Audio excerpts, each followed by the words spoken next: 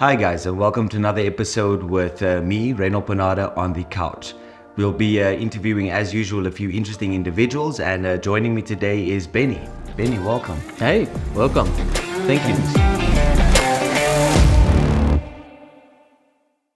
Always great to be here. Yeah, it's nice to have you on the couch today, Bennie. I think we'll be running through a variety of topics.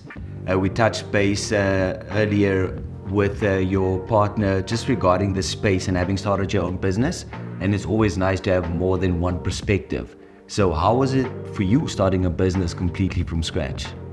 Well, you never know until you start it. That's what they all say, right? I mean, there are a few things that I expected, a few things not, but I actually just kind of took it like it came. Okay. Yeah, it wasn't too much of a planning situation. Tim approached me.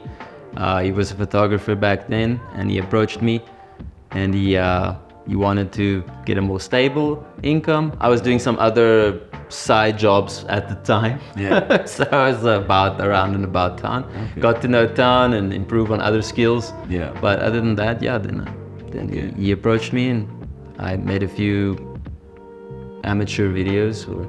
Is that essentially how it all started for you? Because when you say you did a few side jobs, was that sort of in the realms of the digital space and videography? Was it something completely different?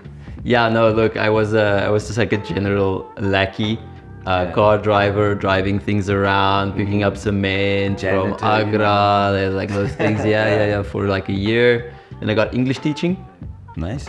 Online English teaching, and I did that for a year and a half, and then COVID came. We started the company. I decided to stop teaching English.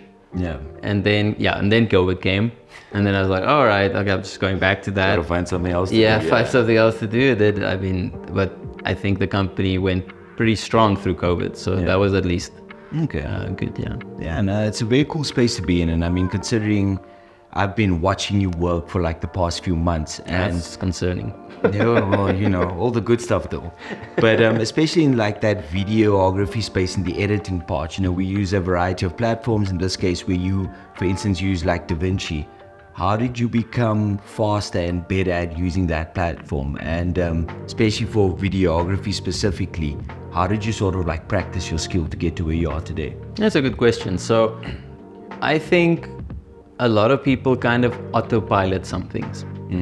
And how I viewed it is, if I see something that I'm doing on DaVinci or whatever platform that you want to use, or however you want to do it, if you see, oh man, this is taking so long, there must be a faster way to do this task within my editing. Yeah. And then you kind of like do a little bit of research, find out ways, oh man, there was a feature in DaVinci all along that I could, quickly select my next clips to stabilize, for instance. And then there's technical things, and on the YouTube channel we have more of these technical tutorials coming up. But just kind of problem solving and seeing how things can go a little bit quicker. Yeah. And also just by doing. Honestly, like you can watch 10,000 tutorials. But just actually practicing the skill. Exactly. Hours and hours of that, practicing your editing, practicing your shooting. Just grabbing the camera and doing work. That's it. That's the way. That's the way forward. All right, that's pretty interesting. And what would you say, considering like you got sort of events and you got corporate things you shoot, what is sort of like the best situation where you learn some of your most valuable skills? Was it shooting events, whether they'd be like music festivals, or were it more leaning to like corporate events? Yeah, I think, sorry, I shouldn't say I think so many times, because I'm obviously thinking. I'm glad you think though, that's good news. Yeah, that's a good point, right? Thinking. I think corporate events, etc., working with bigger clients and the certain standard that they require from you is good.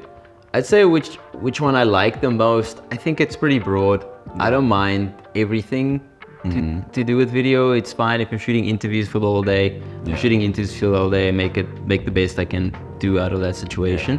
But learning experience, I would say it's the bigger projects. The bigger projects. The bigger projects, more really. Corporate, more professional. There's a bit more pressure. Yes, the pressure. The pressure helps you learn quicker. Actually make a difference in that regard. For sure. All right, and that's pretty cool. And I think watching you in action, Very PG-13 is the way I mean that, of course.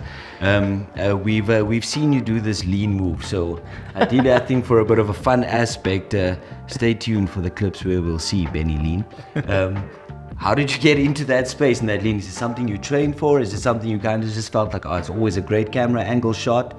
And something you just went for in your first try? Yeah, it's usually like a montage of the Eye of the Tiger, you know. Of course. The training sequence, you have the bandana on, you're sweating in the gym with the dumbbells, you know, you're practicing your lean. Also. You know, all videographers know this lean because you can't use your arms to do a forward or backward lean because it's too shaky, like you don't have that stability.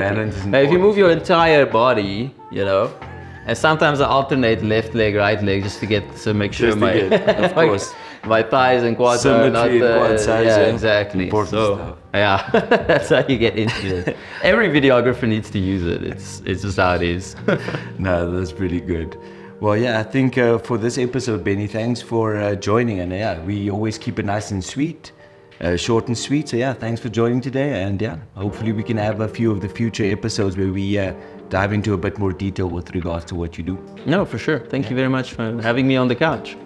Hey guys, thanks so much for joining us today. Remember to like and subscribe. And yeah, stay tuned for some more future episodes where we interview some interesting individuals.